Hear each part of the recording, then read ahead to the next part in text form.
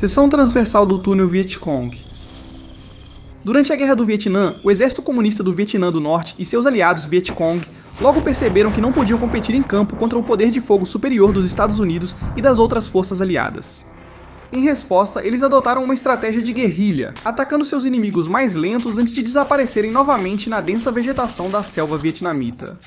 A densa vegetação não bastava para escondê-los, pois os americanos usavam métodos de vigilância e reconhecimento muito avançados na época.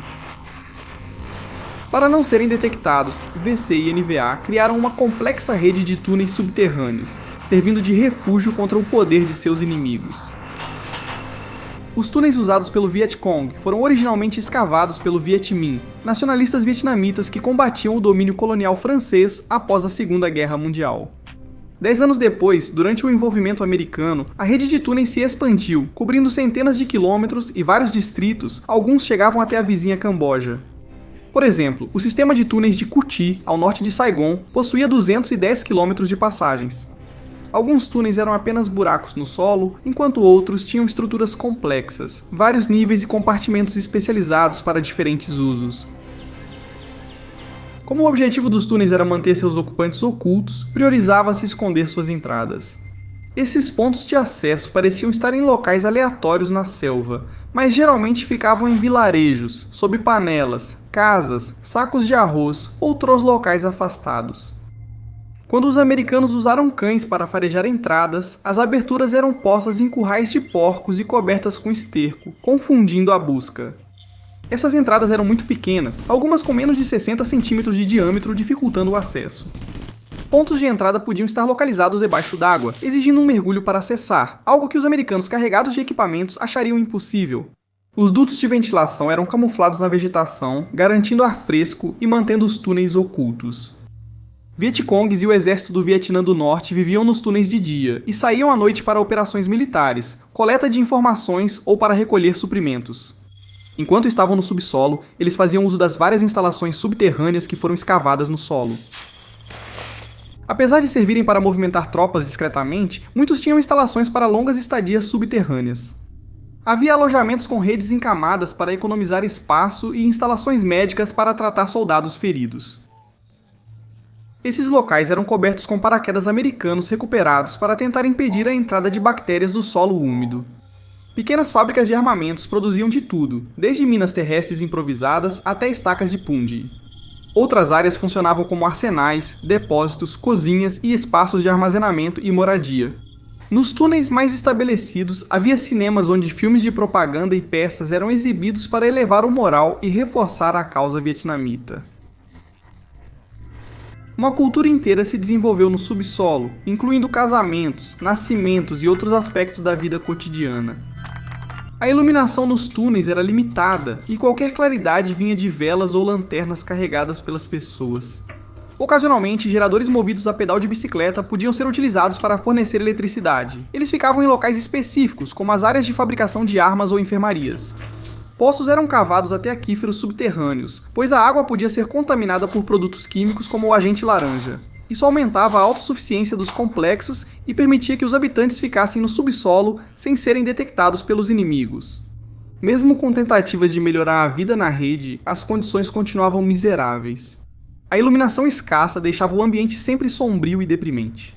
O ar era ruim apesar dos dutos de ventilação, e matéria orgânica como comida ou roupas apodreciam rapidamente no ar úmido. Várias espécies de animais também se acomodaram entre os Vietcongs, incluindo ratos, aranhas, escorpiões, centopeias e uma infinidade de cobras venenosas. Entre os mais insidiosos estava o ácaro da coceira, pequeno parasita que se enterra na pele e causa vergões vermelhos e coceira. Para piorar, os túneis serviam como cemitérios improvisados. Como a Guerra do Vietnã não visava conquistar território, os estrategistas americanos usavam a contagem de inimigos mortos para medir a eficácia das campanhas.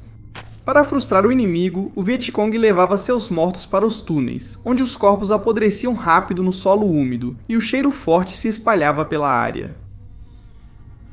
Apesar dos esforços, as entradas dos túneis eram frequentemente descobertas. A rede tinha defesas contra a infiltração inimiga. Os túneis não seguiam um caminho reto, mas faziam curvas aleatórias e muitas vezes acentuadas, pontos perfeitos para uma emboscada. A elevação podia mudar rápido, dificultando a navegação mesmo nas melhores condições. Quem não conhecia o traçado podia facilmente se perder no labirinto subterrâneo. As covas com estacas de bambu eram armadilhas comuns com pisos falsos que levavam a vítima a cair em estacas de bambu afiadas. Também se usavam fios de tropeço ligados a granadas ou outros explosivos. Os túneis, já claustrofóbicos, estreitavam-se em pontos, obrigando quem passava a rastejar de barriga no chão. Os Vietcongs aguardavam nos pontos de controle, atirando ou esfaqueando soldados inimigos conhecidos como ratos de túnel porque rastejavam. Nichos eram cavados nas laterais dos túneis para que defensores emboscassem invasores desavisados. Esses nichos eram cobertos com argila, e tinham apenas uma fenda na altura dos olhos, tornando-os quase invisíveis até que um Vietcong com uma lança surgisse de repente. Uma subida vertical repentina encontraria um Vietcong armado com granada, que lançaria o explosivo e fecharia a passagem com porta e saco de areia.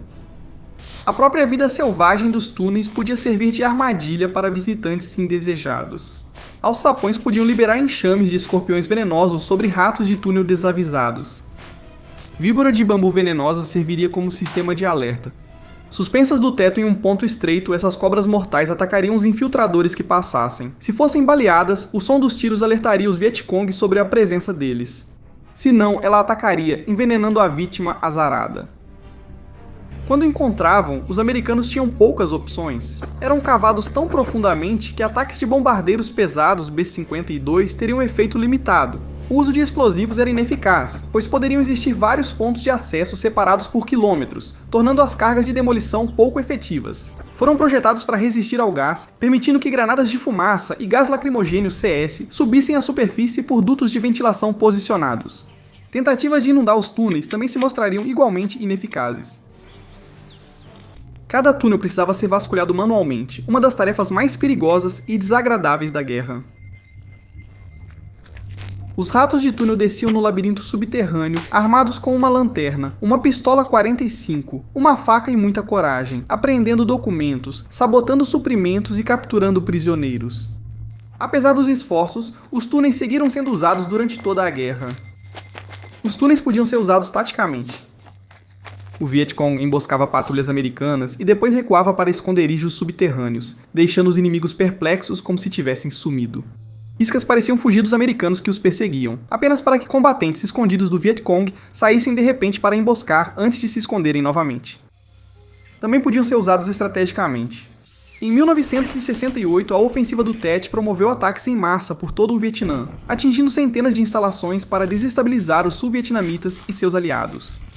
Planejada secretamente por meses, a operação usou amplamente a rede de túneis. Milhares de soldados foram movidos pelo subsolo sem serem detectados, emergindo em massa para atacar seus alvos. Os americanos e aliados foram surpreendidos e nunca se recuperaram totalmente do choque da ofensiva. A rede subterrânea de túneis foi vital para o sucesso do esforço de guerra comunista. Eles permitiram que o Vietcong e o exército do Vietnã do Norte, mesmo mal equipados, enfrentassem uma das maiores potências militares e vencessem, apesar das chances desfavoráveis.